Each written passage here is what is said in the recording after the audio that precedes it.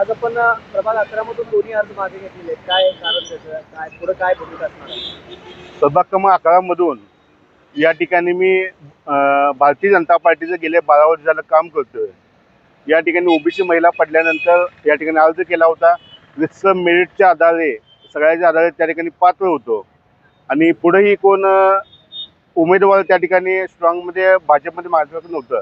अचानक पहिल्यांदा सांगण्यात आलं सर्वेच्या आधारे देण्यात येईल.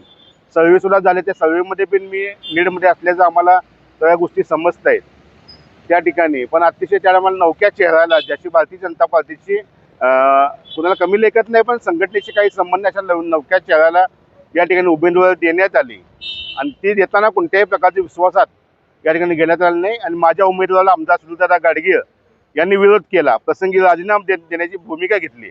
तर हे सांगलीचे आमदारच अशा प्रकारची एखाद्या कार्यकर्त्याचं राजकीय आयुष्य बरबाद करण्याची भूमिका ते घेत असतील. आणि ही भूमिका फक्त आज नाही, गेले 2 ते 2.5 वर्ष झाले ते आमच्या संजयनगरमधील याच्यामधील एकनिष्ठ कार्यकर्त्यांना डावलण्याचं काम ते त्यांचे चिरंजीव सिद्धार्थ गाडगीळ यांच्या ह्याच्यानुसार ते करत आहेत. त्यामुळे यांना निवडून आणण्यासाठी आम्ही गेले 15 वर्ष या ठिकाणी आमचं आयुष्य खर्ची घातलेलं आहे. तरीसुद्धा आमच्या आमच्या कार्यकर्त्यांचं राजकीय हे खच्चीकरण करण्याचा प्रयत्न करत आहेत.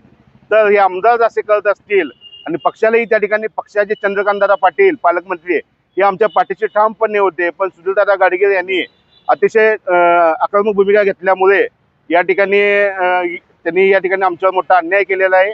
आणि हा विषय फक्त तिकिटाचा नाही, पुढे सुद्धा काम करताना ते जर आम्हाला अशाच प्रकारे विरोध करणार असतील तर आम्ही भाजपमध्ये राहून काय करायचं. संजयनगरमधील ही जनता आणि त्यांची कामं ही जर आम्हाला करावी लागत असतील आणि जर गाडगीळ जर आम्हाला त्या ठिकाणी सपोर्ट करणार नसतील तर भाजपमध्ये काय राहून उपयोग नाही असं झालेलं आहे.